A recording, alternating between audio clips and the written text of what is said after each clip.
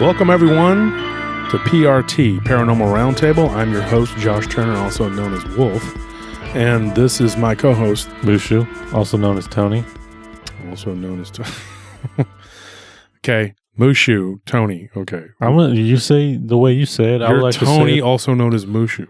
Oh, did I? I didn't even think about it because I was busy looking at this. Okay, yeah.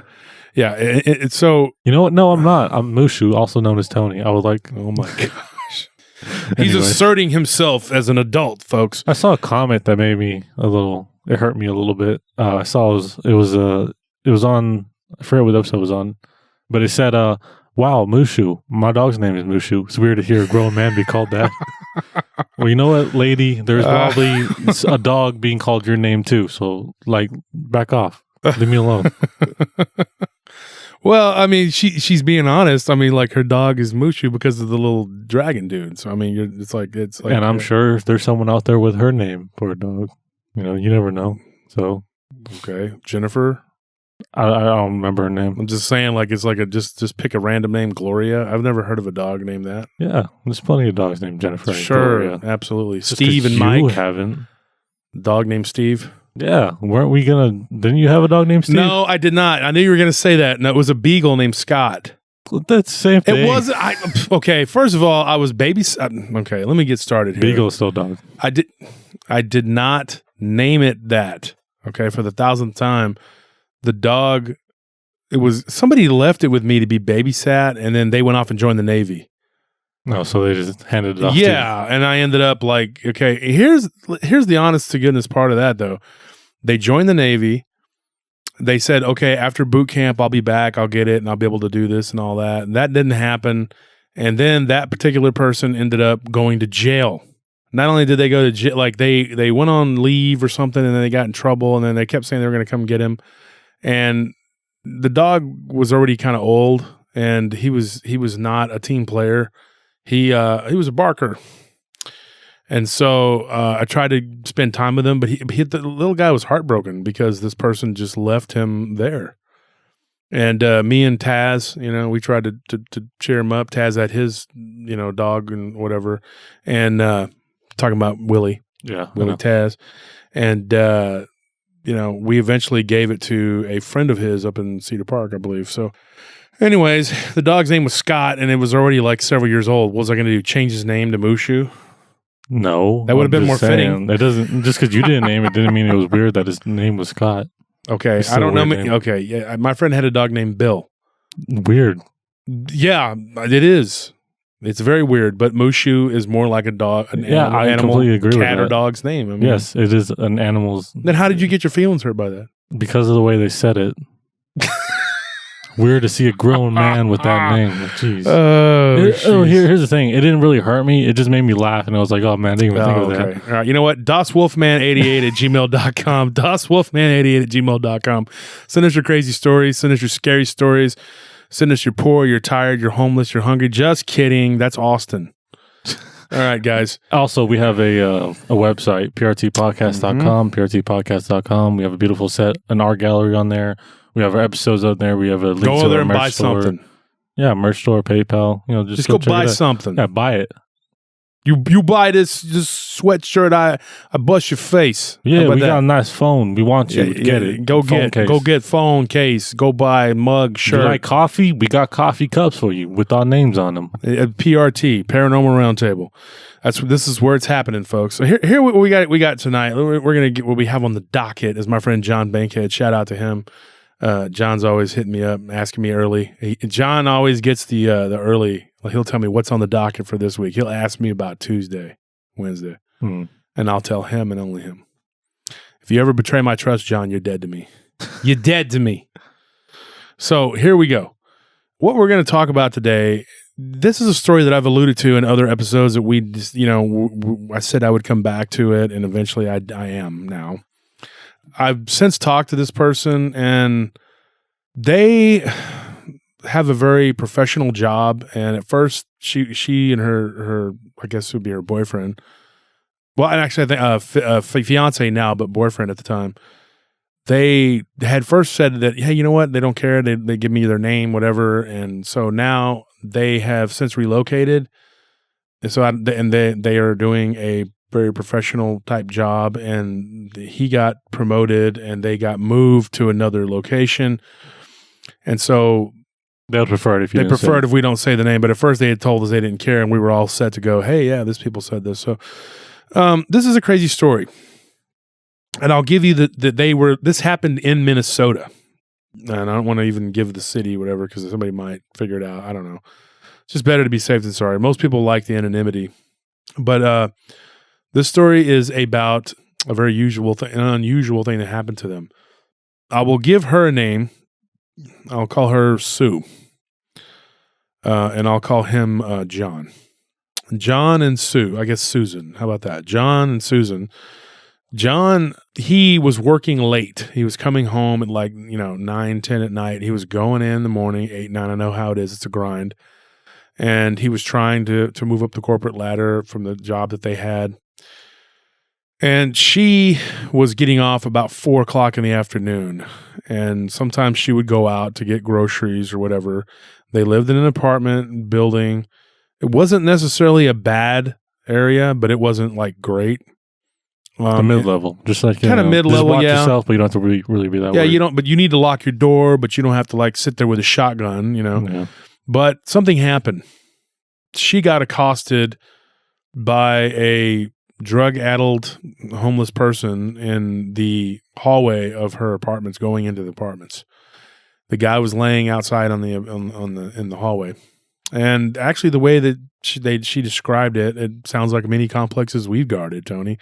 We've had people get accosted, and this guy became very aggressive and tried to force his way into the apartment as she went in to close the door. After she told him, no, I don't have any money or whatever, he asked her for her groceries, and he grabbed a couple things out of the bag, one being a stalk of celery. I would have grabbed something more nutritious, but...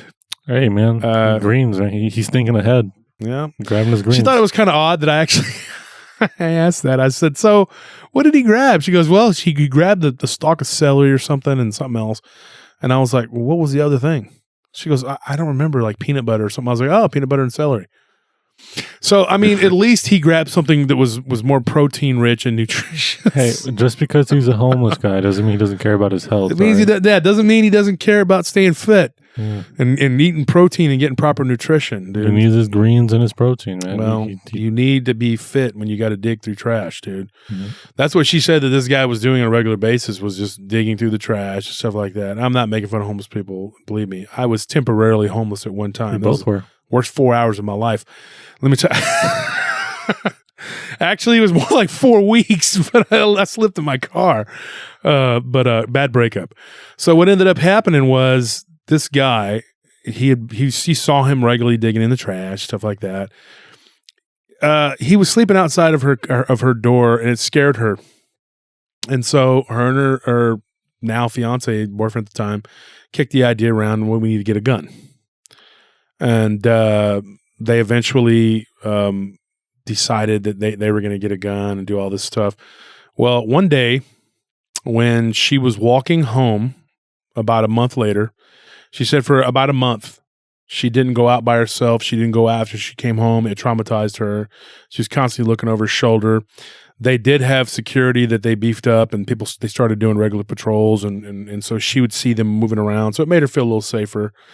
And so she said that the police were coming through there a little more often because this guy had been spotted more than once, and he had accosted more than one person.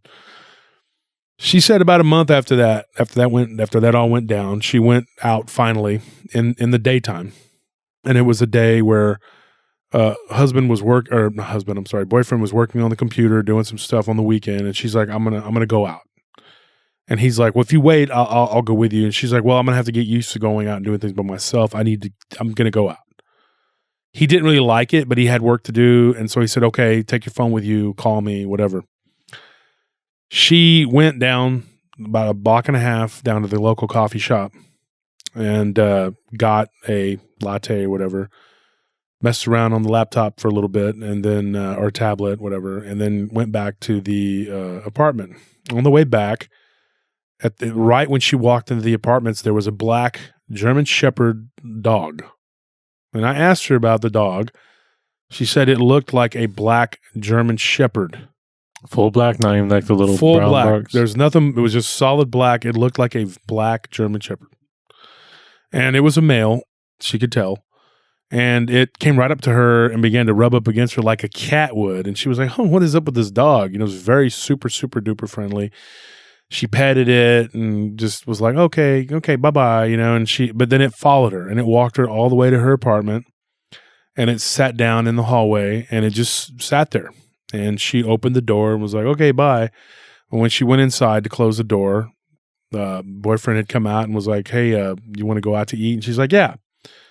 And she said it felt good to go out and go do something by herself finally and felt safe, you know. Give her peace of mind. Give her peace of mind to go out and out without him, you know, having to be right there because she was going to be alone a lot because of his job. So she had to get used to it, you know. But she said before that, it was like she was barricading herself in her apartment and it took about a month or so for her to get over it. And I can understand that. And actually, that's pretty commendable that it only took her about a month to get the cojones to go back out by herself. Yeah, especially with something like that happening. Yeah. We might have joked around with it, but it is, it's a serious situation. Unfortunately, that did happen to this poor lady. Yeah. So anyways, she hears something like kind of like rub against the door and kind of scratch. And finally, the boyfriend hears it. He comes out of the kitchen. He's like, what is that? And he opens the door and there's the dog. And it's just kind of sitting there and it kind of gives this half bark, you know. She said it was almost like it was trying to talk to them. Kind of like how Lassie, you know, would bark at Timmy. Yeah. You know, that's kind of the impression that I got. How old is it? How old was the dog? Yeah, how old did it look? Was it full grown. I mean, okay. I did ask that. I mean, I was like, did it look like a puppy? Did it look like an adult? She's like, no, it definitely looked like an adult in the middle of its life. So you had a midlife crisis. I was going to say midlife dog, German Shepherd, middle of its life, male. And this dog just kind of hung around, you know, outside. And of course, to have a dog there, they had to pay a pet deposit and they had to do all this stuff. And the boyfriend was like, it wanted to come inside and it tried to. And he was like, no, I don't want this dog, you know, get out of here. So he kind of pushed it with his leg, but the dog was persistent and it was very friendly. And they go and he takes a shower and they get ready, whatever. Well, she goes out in the hallway and gives it a little bowl of food, which was probably a mistake because then that's going to keep a stray around. The boyfriend comes out. He sees the bowl of food when they're getting ready to leave. And he's like, what is that? And she's like, it's a bowl. He's like, yeah, but what's that in there? And it's like a little bit of kibble. It's what's left. They didn't see the dog. The dog had left.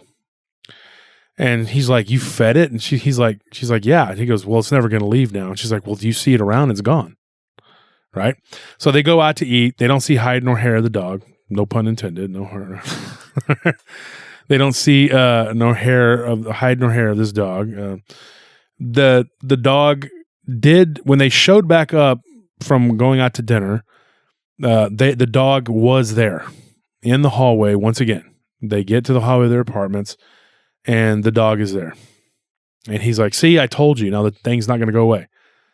So she goes inside and he and her go inside and she starts talking to him about, you know, it might be a good thing to have this dog as protector, you know, protection, whatever. It seems to be a very friendly dog. And he goes, you know what? We'll revisit it in the morning if the dog is still outside. Next day comes, he goes to work. She gets up. She goes outside. He went to work about an hour before her. She doesn't see the dog. So she assumes that's probably the end of it. The dog found greener pastures and bailed. And she said she was kind of crestfallen at that point, that it was like, not her words, mine, that she was just kind of like, you know, like, oh man, like kind of ho-hum, like I really wanted that dog to be there because I really felt something, you know, special about it. So she called John and she said, hey, on his lunch break, she said, hey, did you see the dog this morning? He goes, no, I did not. And she goes, so I guess that's it. And he goes, yep, I guess that's it. So that afternoon, when she got home from work or whatever, she was getting dropped off, taking an Uber or whatever, she said that she was like hoping that the dog would be there. And she said that when she was walking into the hallway, from the other end of the hallway, the dog sees her and comes running and plops down in front of the door. And she pets him and messes with him, and she really starts to have feelings for this dog, really likes this dog a lot. And she's like, you know what? I'm going to let him come inside. What's it going to hurt? So she goes inside the house. She lets this dog come inside the house, and this maniac dog mangled her to death, and that was the end. Boom. Just kidding, folks. That's not what happened. What? You told me earlier that's exactly what happened. I lied. 20-minute episode or show. So anyway, she lets the dog in, and the dog comes inside, and she feeds it properly, and then she brushed its hair. She said it had a pretty nice coat, but it was a little dirty. Yeah. Been living outside. And she just let it stay there, and then eventually she said she got really sleepy as she was watching TV, and it was just like at the foot of the chair or whatever, and she went to sleep. Well, she woke up and had to go to the bathroom, and it was almost time for John to come home, so she was a little worried the dog was in the house, so she goes around looking for this dog everywhere. The dog is nowhere to be found. She can't find the dog. So she's like frantic. She's like, how did this dog get out of the apartment? You know, it is a ground floor apartment. And she noticed that the, they would call it Jalis door, the back sliding glass door, was open just a little bit. So she thought, oh, okay, I must have left it open and didn't. That was the first thing that was odd, that she thought I must have left it open and didn't realize it. And the dog must have like pushed it with its nose or whatever, pawed it and ran out. The boyfriend comes home while she's observing this. He comes in and he's like, look what I found. And the dog is outside walking in with him. And she's like, oh, I know. He must have just opened the back door. I must have left it open and he got out. But then he had to have jumped over the patio fence too, you know, which wasn't really high. What's a German Shepherd? They can jump pretty high. Yeah, they can jump pretty high. But she said it was only like, you know, I think like 3 feet or 4 feet, whatever it is. Yeah, it's easily done by a dog. Yeah, and I can't remember exactly how tall she said the fence was or whatever. I think she said it was 4 feet. But she said that it jumped over it, obviously. And I told her, I said, like you said, there's no small feet. I know your family raised German Shepherds for years, Tony. Border Collies, German Shepherds. Yeah, your stepdad still does that on his property. Yeah. And I think your sister has one, doesn't she? Yeah, Thor. She has Thor, that's right. Great dog. And your stepdad has Athena, I think. Athena and a couple other ones. I'm going to go visit one day. What happened to Slash? Is he still around? I think Slash, Storm, and Axel. I think Axel eventually did die, unfortunately. He was old. Poor guy. He was the he was our first German Shepherd. He was the breeder. Yeah, he was very pretty dog. I remember him. He was awesome. Always friendly. But I had a German Shepherd at one time. I know how smart they are. I don't know how they can jump. They're very athletic. And so I told her, I said, well, that's not really an unusual thing you can do. She's like, no, but what followed, it became progressively more weird. The boyfriend said, look who I found. I found this, you know, so-and-so. They didn't really know what to name it, what to call it, but they did make the decision to keep it. And the dog followed him back inside. He told her that he had lied, and that morning the dog was outside and it did follow him down the street and to get his ride or whatever. And so that was weird in and of itself. It was just it was a very strange thing. They didn't know what to make of this dog just kind of coming out of nowhere, but they didn't really question it. They just thought, wow, it's a gift. This dog is a wonderful dog and he's protective. Whenever they would go for a walk with it, it would always stay right by them. And if anyone got too close, it positioned itself between them and the person, and it would growl. Oh, that's really rare, because I was thinking like, oh, this dog's really friendly. It's not. No, you know, it wasn't. It was not friendly. And the thing is, it wasn't people friendly. And it wasn't dog friendly. It was only friendly to them. That's weird. And as long as nothing got too close to them, it was fine. Now, they started noticing that when they first started taking it to the park and walking it, you know. It wanted nothing to do with other dogs, and it wanted nothing to do with other people. It was very much just about them too, and that was it. More so the woman than him, but both of them. Now, now you got to follow me here. One of the things that started to happen was that this dog began to be very clingy to the point of like it would start to try to follow them out to work every day. And they would have to close it up. So, of course, you know, dogs get pent up into the apartments and all that. It wouldn't tear things up, okay? It didn't chew on anything. It didn't pee and poop in the house. But they started to notice other weird things, like things would be knocked over. Like a vase was smashed against the wall. Like it was positioned somewhere and then it just fell? Yeah, and like she said, the first thing that was one thing that she noticed. Like her boyfriend had given her a vase with Valentine roses or whatever, and it smashed it against the wall. The piano, they had a piano. This thing had like somehow like opened the top of the piano up, like where the thing that covers the keys. Yeah. And had gotten on top of it, and they found dog hair all over it, like it was laying on it, so they knew it was there. Things like that, it messed up the bed covers, and it just weird things like that. And she started noticing that they would leave a drink or something on a table, it would be knocked over, like it was angry for being left alone, but it wasn't reacting like a normal dog would. Now, she said one of the most, I would call it intriguing, but I think she thought it was kind of scary. One of the weirdest things that was going on was that she was having dreams, or at least she thought they were dreams. She would go to sleep, and while she was asleep, she would have these weird visions of the dog walking into the bedroom on two legs. Like the dog would stand up, stretch itself out, and then walk on two legs. And she said that each time she was dreaming this, it was starting to become more and more like a man in the dream. Now, I asked her, I said, does this vivid type dream, did it seem like it might have been like almost real? She said, no, it did. At first, it just seemed like they were dreams. She said eventually it did start to become more and more like it was like real, like something really happening. The weird thing is that John started having the same dreams. And it carried over into his waking, because when he got up one time, he was dreaming this. It kind of disturbed him that he dreamed that this dog or whatever had loomed over him while he was asleep. He woke up and he thought he saw the dog jump down and go out of the room, but it was dark and he couldn't be for sure. So, and they did give the dog a name. I was going to say Bob. Mushu. The dog's name was Mushu. John. His name is Jimmy.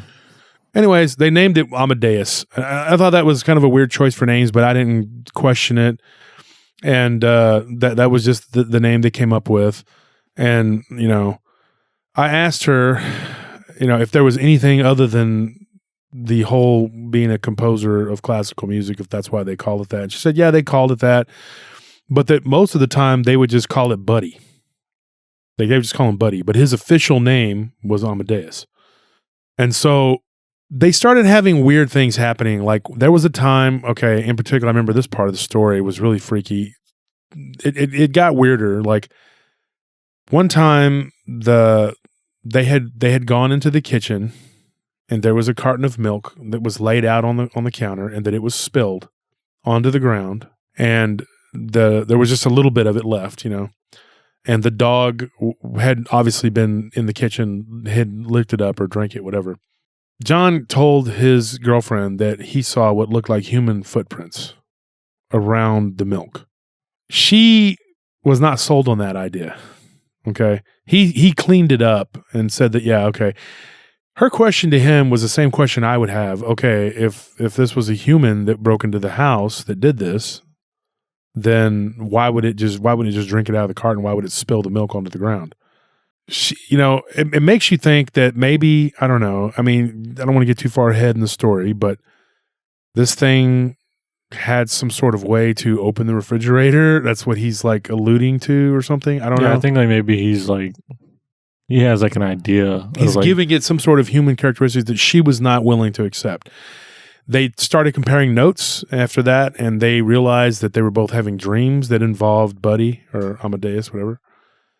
Didn't make any sense at first, because her dreams were more like, it was just mundane things of the dog walking around, that he would stand up like on two legs, and then he would move around the apartment and stuff while they were asleep.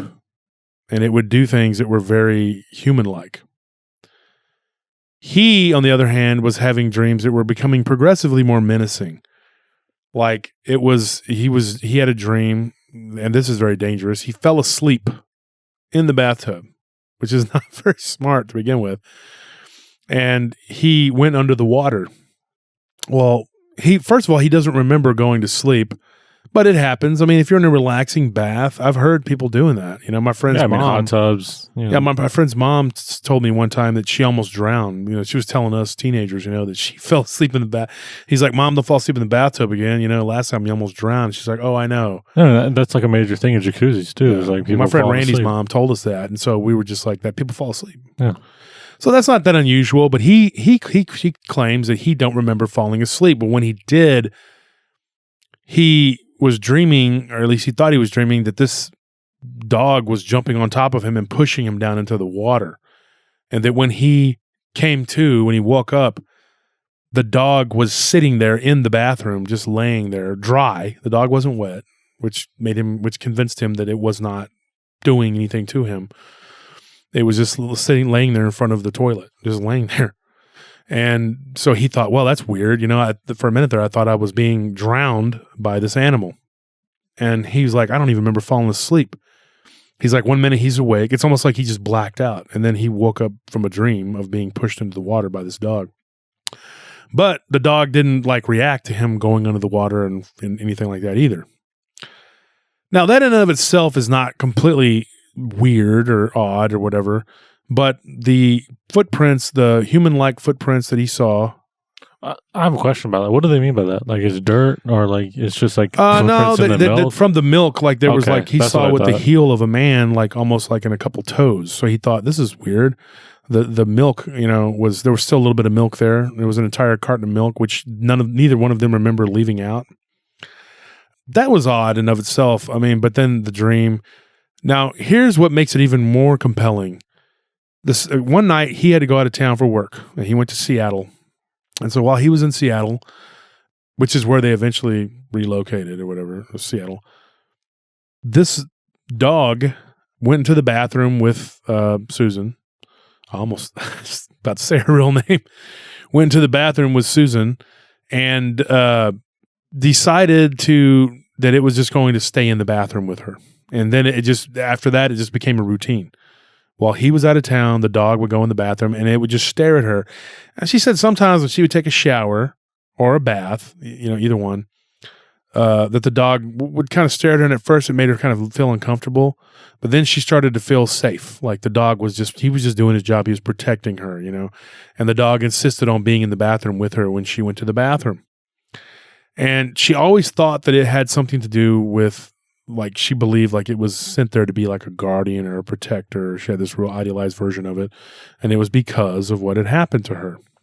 So the dog went into the bathroom with her. She was taking a bath. And guess what? She falls asleep. Only this time, she starts to have this dream and the dog pulls her with very human-like hands out of the water.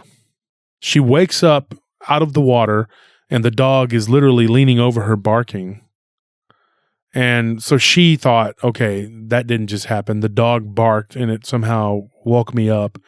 She doesn't remember falling asleep. She just 1 minute she was awake, the next minute she was out, and it's happened now. It's happened to her and to John. Yeah, that's weird.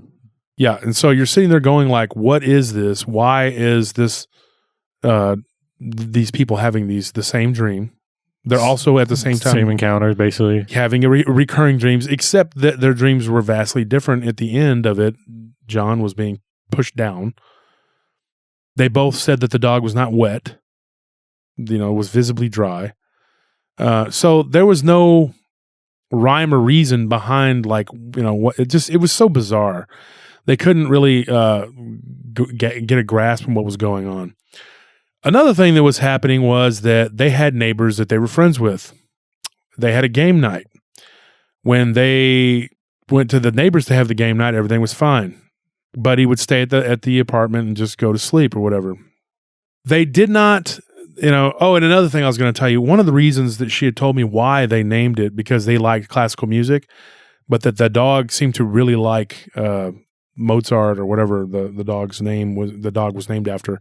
The composer that he was named after, it really liked him a lot, like his music. And sometimes whenever they would try to change the channel or change the music or whatever, whenever they try to change the music, the dog would kind of whine, and whenever they would play that, it would be calm and fine and whatever.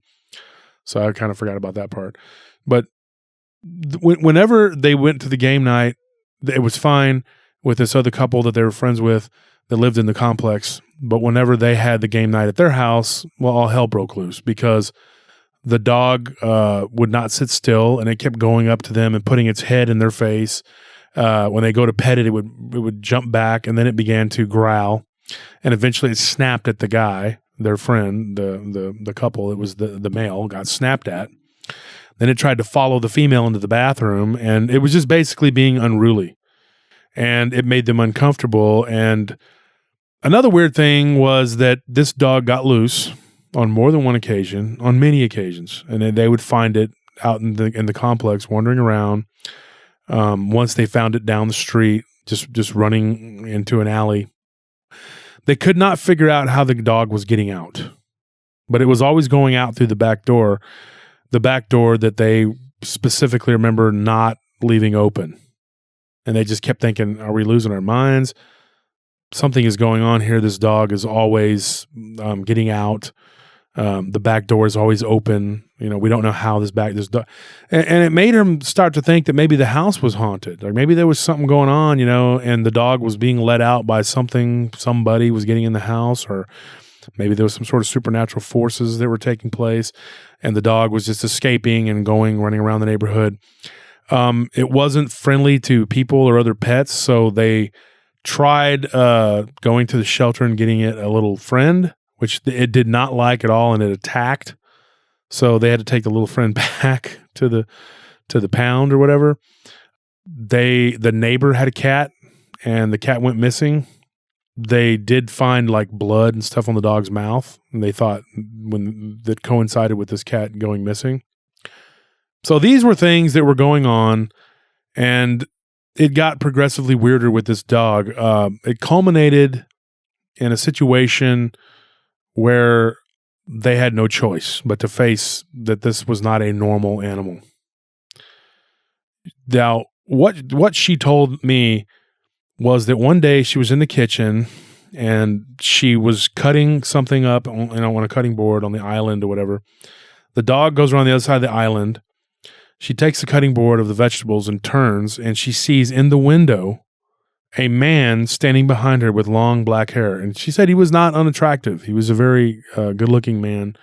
And she was like, whoa. And she like dropped the knife, and it almost dropped and landed on her foot, only because she moved. And then it was gone, and she looks, and she turns, and it was the dog that came around the back of the island and was just looking up at her. And she was just like, whoa, what was that? Like, did I just see a person standing there? Or was that like my dog getting up on its hind legs and just... She said that was the first time that she saw something like that, but it wasn't the last. And she said that another time she had gotten up in the middle of the night to go to the bathroom, and when she was going to the bathroom, the dog did what it always did and came from the other room, and just as like it knew, started to follow her, and it sat in the doorway of the bathroom. She said she sat down to do her business, and she, how if you ever get up in the middle of the night and you're kind of bleary eyed and you go to use the bathroom, drowsy, you're real tired, you're in that in between, and you're almost falling asleep that's what she said. She was like almost falling asleep sitting there. She looks over, and for a split second, she thought she saw a man squatting down, staring at her, a nude man. And she just thought, whoa, I'm like so out of it. I'm seeing things. And when she kind of blinked her eyes a couple times, and it was the dog. He was just sitting there, how dogs sit with their legs out in the front, squatting down. And she thought, that was weird. I thought I just saw a man squatting down. And so, yeah, it made her question herself and thinking that, there's something not quite right here, but it's getting to the point where I feel like I'm losing my mind. You know what I mean? Yeah. So John had a friend who was a spiritual medium. And he claimed that, and that they had this little get together, whatever. They put the dog in the bedroom and they closed it up because they did not want it going out and disturbing the guests. And so they had this little get together. And he had a friend that was a spiritual medium. He showed up, and him and his significant other were there, and they started questioning him about the presence in the bedroom. And John was like, what do you mean? He goes, well, there's a very unnatural presence in your bedroom. And he started walking toward the bedroom, and he said that the dog was being very quiet. The dog would usually kind of growl, sometimes bark. If there was somebody on the other side of that door, it should have been making noise, and it didn't. And he said, may I? And he said, no, you may not, because I have a dog in there that can be vicious. And he says, yeah, I feel like it's not a human presence. He goes, well, it's not. It's an animal. And he said, no, it's not. It's not an animal. It appears to be as an animal, but it's not. Right when it says that, something bangs against the door really hard. But he said it sounded like a human fist, like punching the door, like boom, boom, boom. Like in anger. Like if you were an angry teenager. As I've been. And you, as you were, not really with me, but with your folks or whatever, you punch a door. As I have 2 or 3 times in anger. Yeah, I know exactly what. So you know what it sounds like. Exactly, and he said that he jumped back, and he was like, "We got to go." So he grabs his friend, and they bail. There was another couple there. They also left because it freaked them out. Well, they followed them out to their vehicle, and they talked to them in the parking lot. And he says that is an inhuman being. He goes, "I don't know what it is. I can try to, figure it out." But he goes, that thing it's not natural, whatever's in there. He said, do you think it's evil? He goes, I think it's angry. He's like, I don't know about evil, 100%. He goes, I don't know that it will hurt you. He's like, but I get a sense that it is a very protective entity. He's like, why it is, I have no idea. But it's there. He's like, and if I were you, I would try to get rid of it. He's like, but if it is something, it could be dangerous, John was already to the point where he was starting to suspect that this thing was evil. Whereas his wife, or his now fiance, would see a very good looking man. He would see sometimes in the corner of his eye or in the mirror, as it once happened, what looked very much like a werewolfish-looking creature leering at him or looming over him. One time when he was in the kitchen, same thing as his wife, the dog came into the room. He said it looked very, very wolf-like, and he was like, whoa, what is that? And it put its paws up on the counter, on the island or whatever. And he said that it looked right at him through the window. And he said that it looked like its face had morphed into what he called a demonic looking smile. And he turned around and was like, whoa.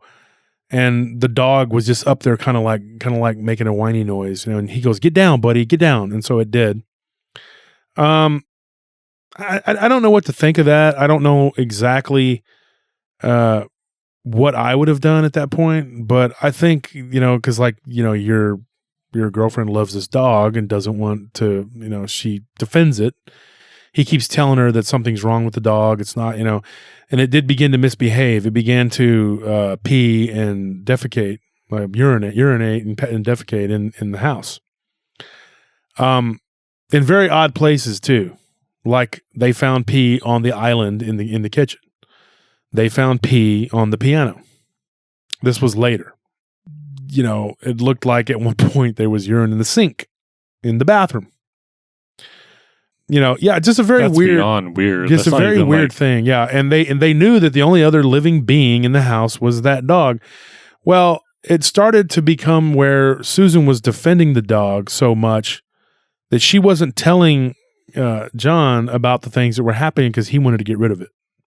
Whenever they would start to have this conversation, the dog would come in the room and stare at them, and John would kind of stop because he began to feel uncomfortable and he began to feel afraid. He got to the point where he didn't want to be alone with the dog. If she would leave the house, he was going to leave the house because he wasn't going to be there alone with the dog.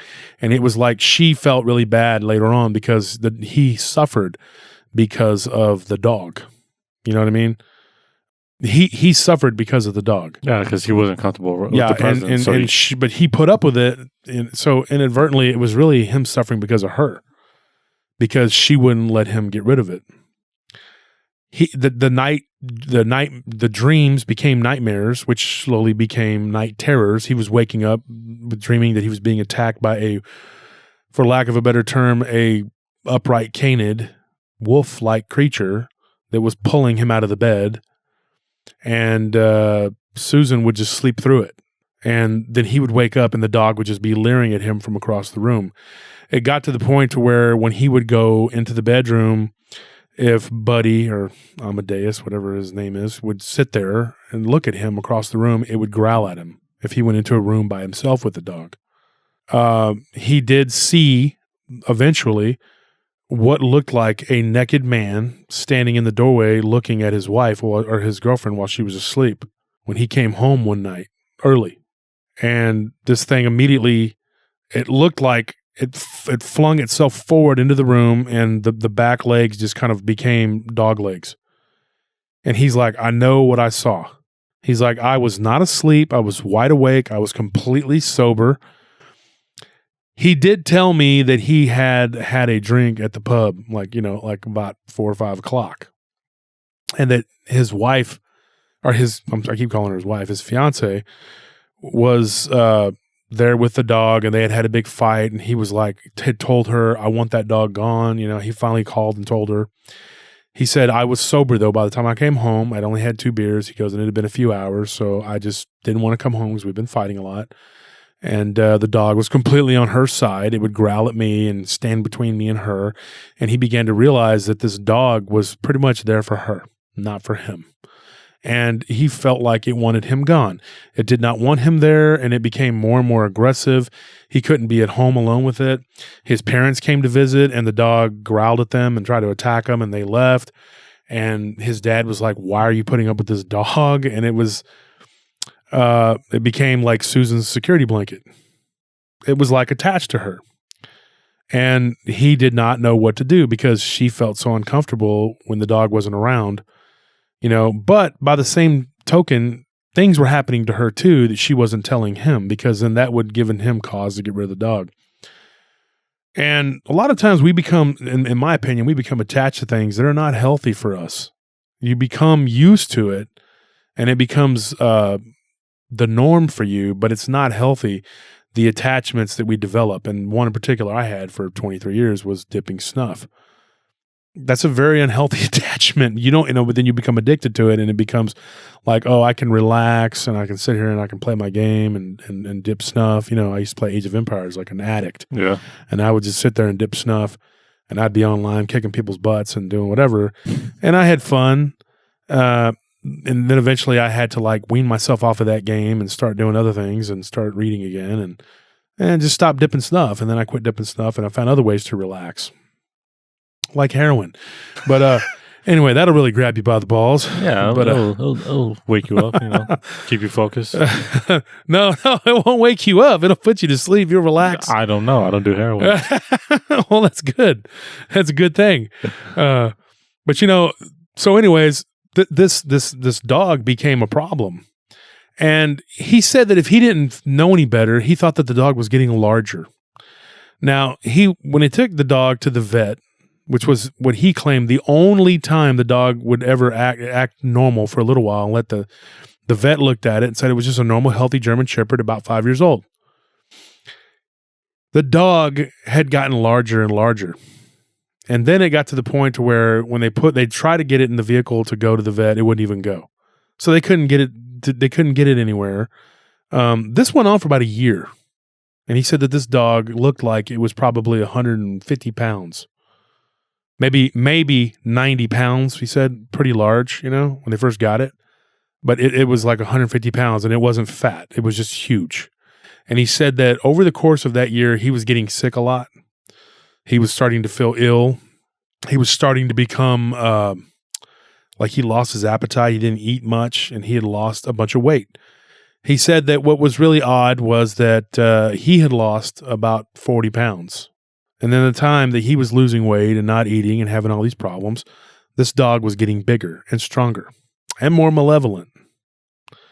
And so there were so many things. I'm trying to remember everything. There were so many aspects to this story, and I don't even know if an hour-long show can do it justice. And that's why I have not told this story up until now, because it is an all-encompassing, long story. You know, he eventually, they separated, him and Susan. He was terrified to leave the dog alone with her because he thought it was unnatural. He knew that something was wrong. And they separated, and he went and he got his own place temporarily, or not his own place, but he lived with a guy that had his own place that he worked with. And he said that after a couple of weeks, he started to get his appetite back. He began to feel stronger. He started going to the gym and doing things. And he was getting these phone calls. And he said that sometimes his phone would ring. You know, now this went on even when he was living with Susan, but it ramped up when he moved out. And he said that sometimes the people would just breathe on the phone, and it would be from these weird numbers that he tried to call back, and it would just go do do do do, you know, like there's nobody there. And so he said that he would get these weird phone calls, and that sometimes it sounded like somebody trying to talk, but that they were like cussing him out in some weird language. And once or twice, he actually handed the phone to a friend, and he said that the people that were listening to the phone call said the same thing, that they couldn't decipher it or tell what it was. But oftentimes when he would try to get someone to listen, the call would just end. It would hang up. And so he didn't obviously accuse the dog at first, or even for a long time, because how does the dog call you on the phone? It doesn't. You know what I mean? I have never in the history of the world heard of a dog making a phone call. What? Banjo calls me. Yeah, well, that's me how lonely he is. You trained him to be a very powerful dog. Yeah. He's your totem. Actually, after this story, I kind of want to push him away. He's a freak. Who knows? Well, that's not the purpose of the story, to relay the story, to make anybody think that dogs aren't great companions and that they're not wonderful, you know, beings. They are. It's just that when you get a dog that does the kind of things that this dog was doing, if you want to call it that. Now, here's the thing, and something your stepdad would understand. There are legends of the jinn that they... Oh, dude, I was just going to mention this. I've been waiting from the moment you said this, the man, that I've been waiting to say this about the jinn. Yeah, that these dogs, these entities they appear as dogs. Yeah, they can, you know... the only animal that it's said in Arab traditions that it will not mimic is a wolf. Yeah. Which is odd. That is very odd. There's an old Arab legend about that they don't mimic the wolf. And in fact, they will be afraid of wolves and be killed by wolves. A particular type like the Nagala, which reminds me of that thing that tried to attack in the Las Vegas episode, the supernatural Sin City. That reminded me of that. Somebody had sent me a message reminding me that could be what that was, Nagala. But anyway, there are legends of these things being black dogs, of appearing as black dogs. Now, the black dog thing is interesting in of itself. Black dogs have been known to be protectors. They've helped people. They have been guardians, and then they've also been malicious and malevolent and evil. And I think it's all a matter of perspective. Like, this thing seemed to be a protector of Susan, and it eventually was attached to her. And it wanted nothing to do with him. And it literally pushed him out. What finally happened, folks, was that Susan was asleep one night, and she had a very vivid dream, that this man crawled into the bed with her while her and John were separated, and that he tried to get on top of her, and at first tried to seduce her, and that she was like all kind of in that half dream state, whatever. And she admitted that she began to kiss him and everything. And it was this man that she kept seeing visions of, very, very beautiful. She said he looked almost Middle Eastern, but like very, but not, she said he had a dusky hued, skin tone. Skin tone. Yeah. What's it called? A dusky hued, not reflection. Forgot what it's called. Anyways, he had like that was his skin tone or whatever, and that he had long hair, like long black flowing hair, and a very well manicured beard and mustache, and he was very handsome, had light brown eyes, and that he was gorgeous, you know, and that he had climbed on top of her, and they began to, in this dream state, make love. And then eventually the guy's face started to like in the dream state began to fall away. Like it literally, his face began to morph. And she said it wasn't pretty. It wasn't like it morphed, like slowly swirled, like with some sort of CGI or whatever, my words. She said it was like his flesh began to fall off of his face, and the where his nose and his mouth, everything joined together became a muzzle, and it was like a wolf was popping out of his skin. And then this weird eyes, and his head began to shake, and there was like slobber coming off of it. And she was just like, oh my gosh, I got to get out, and she wakes up and the dog is leering over her. Now, she said that she did not have intercourse with the dog. The dog was leering over. He was on the side of the bed and he was looking down at her. And she said that it freaked her out. Like it was the most nauseating and terrifying thing that ever happened. And she said that when she stood up, she made that conscious decision in her mind. She's like, I got to get the heck away from this dog. So she did. But she said that the dog, it was like it knew something was up. She said that it went out into the hallway, and that when she went to the bathroom to grab some of the stuff to put in a bag and whatever, the door closed. Now, she said she turned and she was like, whoa, the door is closed. She said that she sat there for like 2 or 3 solid minutes, just scared, not wanting to do, and even contemplating crawling out the window. She said that the door opened, like somebody literally opened the door. And it just kind of went, and opened up a little bit. That's my special sound effects there, folks. You're welcome. And the door opened up a little bit, and she said that she saw the dog kind of walk in the hallway. And she was terrified, and she was like, I knew I needed to get out of the room, but the dog was out in the hallway. So she thought about going out the window, but then she thought this dog may try to attack. She felt terrified, like it was going to attack her. You know what I mean? And when she turned around, she was heading toward the window. She turned around. The door was open again. She caught a glimpse once again of the man, and the man that she had the dream about.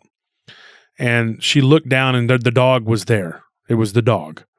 And she just told him, she's like, I don't know what you are or who you are. She's like, but I don't want you around me. And she said that the dog began to shake, like vibrate. Like it was vibrating. Like it looked like it was shaking. And she said that this thing eventually began to... My cat is jumping on me here. Tanzer? Okay. All right, buddy. All right. Get off of my lap here, boy. I'm not going to let you in the studio anymore if you do this. He hears me talking about an evil dog. He's like, I'll protect you. I'll protect you. He's a big cat. Yes, he is.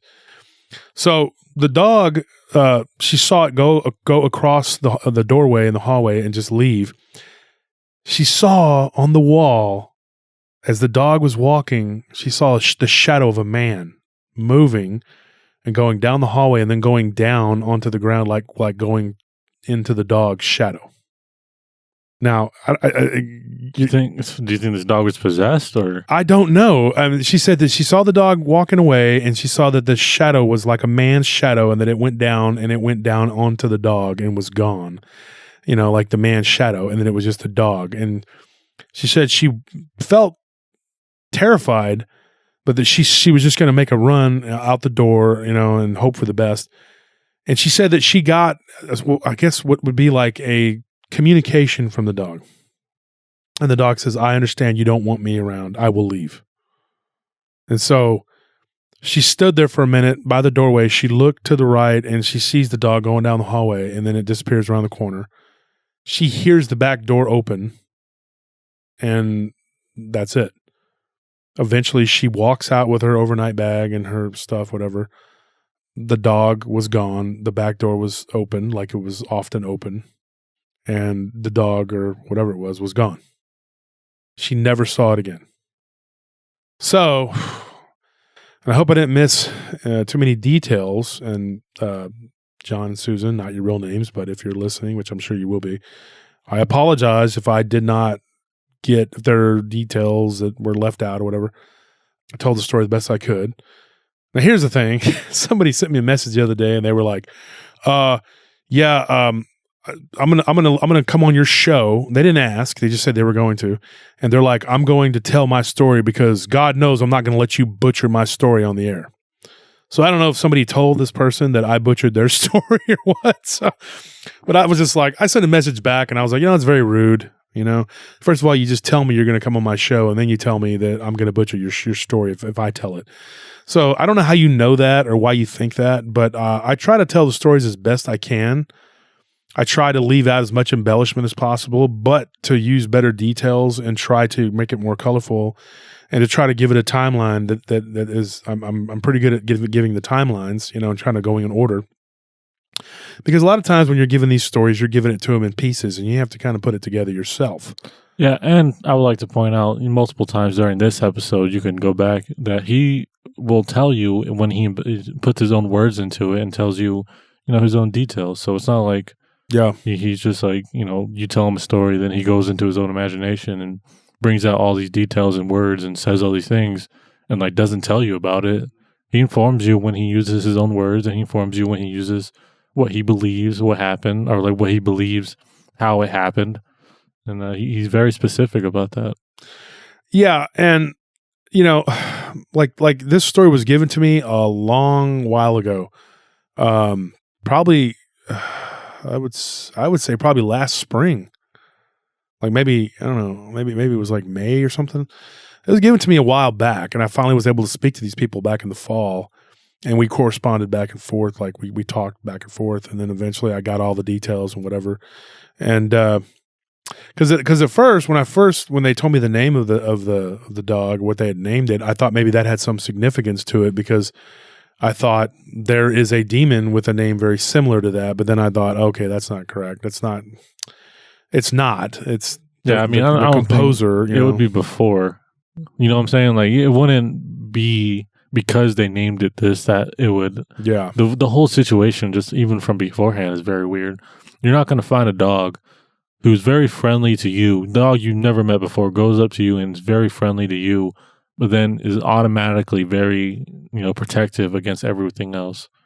The dog, it's very like, I was going to say, like, a protector dog is not a good friendly dog. Mm-mm. They're not very good people dog if you are people dogs if you want a dog to be able to like defend you against other things.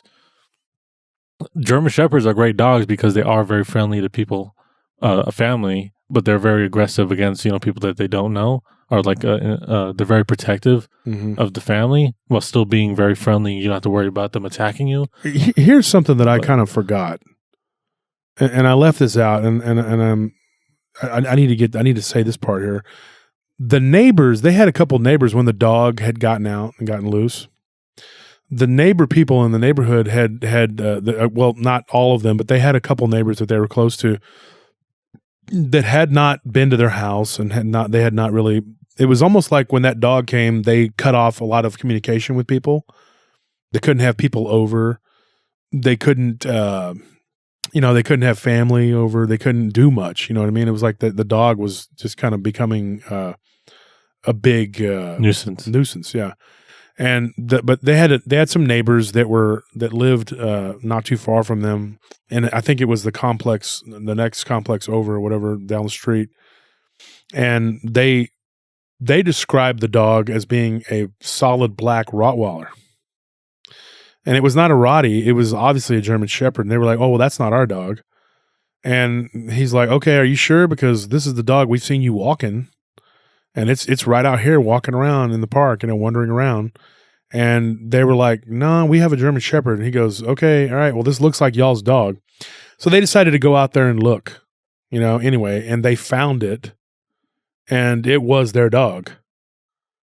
But what was weird is that it appeared to these people as a Rottweiler, just a very different breed of dog, but also a solid black Rottie. It did get chased by the pound by once or twice. They were going to take it to the pound because it got loose, and it was running around as a dog or whatever. I say as a dog because I don't believe that's what it was. I think it was just masquerading as a dog. Yeah. And this dog or whatever it was, it got loose, and they had described it the same way, which to them was weird that it was described as a black Rottweiler. or a Rottweiler mix. When they put on the paper, it was a Rottweiler mix. They said, "Is this your dog?" They described it, and they're like, "No, we have a German Shepherd." And it's like, "Well, it's been reported loose. We're looking for it, and somebody said that this is your dog, and the description we got. And if this is your dog, you need to tell us." So somebody else had reported it running around missing, and then they said that it belongs to these people, and the dog is getting out. So when the dog catcher, I guess you would say, the catcher, whatever they call them, came, the animal control, they had a description of the dog as being a black Rottweiler. Well, when they took it to the vet, it was a German Shepherd? Yes. And the vet people saw it as the German Shepherd. Now, what is that? I was going to say, like, oh, well, maybe, because I have a little, like, just real quick, I'll tie it all together, but I found it funny that, this situation, the homeless guy happened to her. She, unfortunately, this guy not really attacked her, but just made her uncomfortable and put her in a situation where she was uncomfortable. And then this dog miraculously comes out and is very protective to her and treats her like a queen and follows her everywhere and makes her very feel safe.